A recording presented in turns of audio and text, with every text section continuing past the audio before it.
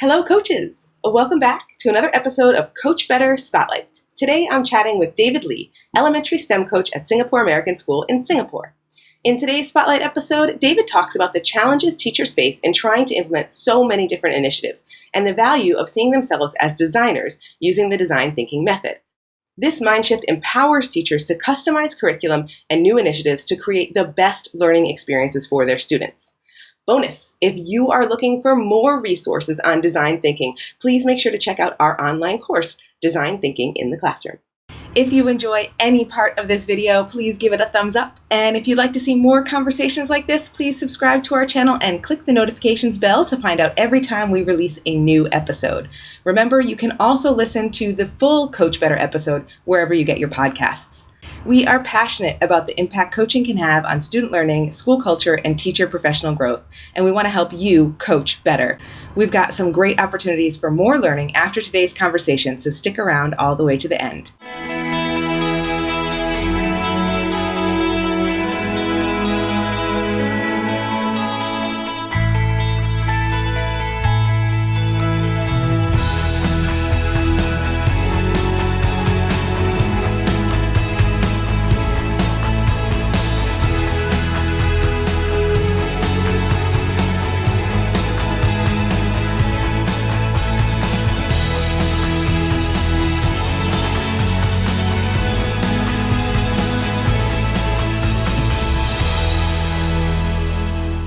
Welcome back to another episode of Coach Better from Eduro Learning. I am here this morning with David Lee from Singapore American School. David, can you tell us a little bit about your education experience?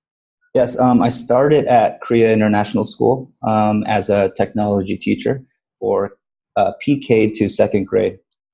And then as I got into that position, I started integrating with teachers, and Ben Somerton, who is the tech coordinator, let me be in his ed tech team, which was really cool. I grew a lot from that.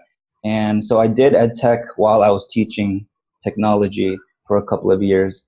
And then I moved into STEM coordinating for 3 years. And then now I am the STEM coach at Singapore American School for the elementary department.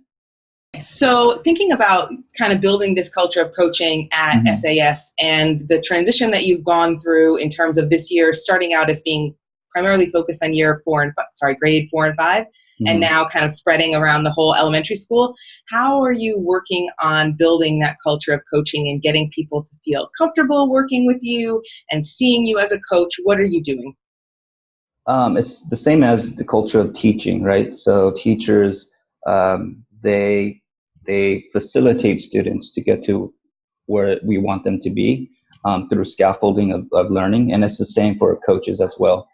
We facilitate teachers to improve their instruction and help design better learning experiences. So it's the same. And also a coach and teacher, like a coach, the coach and teacher relationship is more of a partnership. I think a lot of times teachers think coaches come in and kind of tell you what to do, and that's how it is. I think it's more where it's two professionals coming together to create something really awesome, to have a common goal, because both have experience, both have expertise in their own fields. So it's more of a partnership.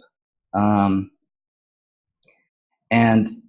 because of that relationship, I think coaches will need to show teachers that they're designers. They're going to take an active role in this problem or this scenario. And so it takes a lot of creative problem solving and a lot of critical thinking that can be difficult for some teachers because, maybe in the past the coaches told them exactly what to do, and they just did it, right? Where if they were critical thinking, they had that partnership relationship. Things could be altered. You could be agile, be adaptable. So yeah. Tell me, when you're talking about being designers and taking an active role in the creative problem solving, tell me more about what does that look like in practice? Well, Usually, I mean, especially, I think for all schools, there's constantly initiatives being given to these teachers and coaches.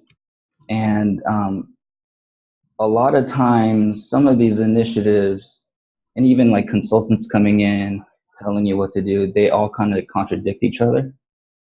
And you can't take all of these approaches, and it's not like the Bible. You don't like kind of do exactly what they're saying. You basically take the best parts and kind of create your own little thing for your school, right? And I think a lot of times teachers are just kind of told what to do, and they try to fit these things that don't really fit, or try to do something that doesn't really work. But if they're kind of given that leeway, if they're seen as designers for education experiences, then they can alter things and move on the fly, and I think be more effective in their implementation. I love that idea of seeing teachers as designers and being able to customize. Like, I think we all work in schools that have a lot of professional development opportunities, and you described it really well, that, teachers are trying to fit, 15 million things into this same small box, and, they've been doing it year after year after year after year. So this idea of seeing themselves as designers, and they can customize all those different pieces to make it fit best for their learners in their classroom. To me, that must feel really empowering for your teaching colleagues to have that mental shift. Yeah, in KIS, that was huge. I didn't, I looked at project-based learning, and I looked at PYP, and I looked at design thinking, all those things. And you just kind of mesh it together where it fits. You don't like just force things in and just say, oh, we're doing project-based learning. Oh, we're doing PYP. Like, you can pick and choose. Like, that was the cool part of that. Like, whatever makes sense to the teachers and whatever's best for the students. If you kind of have that in your head constantly, then you can manipulate things for that goal. Absolutely. And I think that is a huge benefit of being in an international school and not necessarily a school where there's government mandates that you have to do X, Y, and Z exactly as it's been written. So we are really fortunate that we can have all of this great input come in and then customize things the way that they would work best, even down to the individual classroom, which is really cool. Right. If you enjoyed this video, please make sure to check out our premium facilitated online courses. We only offer them once a year, and early bird registration is open right now. We have 13 amazing courses you can choose from. Each course is 8 weeks long and goes in depth into a focused topic and includes our best content to take your learning to the next level. Check out all the options in the link below. Courses run from October 7th to December 1st, 2019, and we won't run them again till next year, so don't miss it.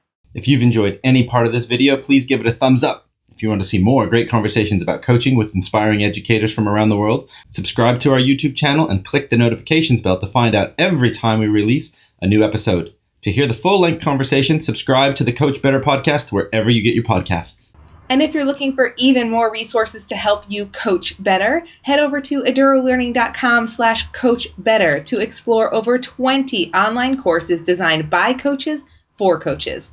Catch us on Twitter, Instagram, and Facebook at Eduro Learning to connect with us. See you next week on Coach Better Spotlight.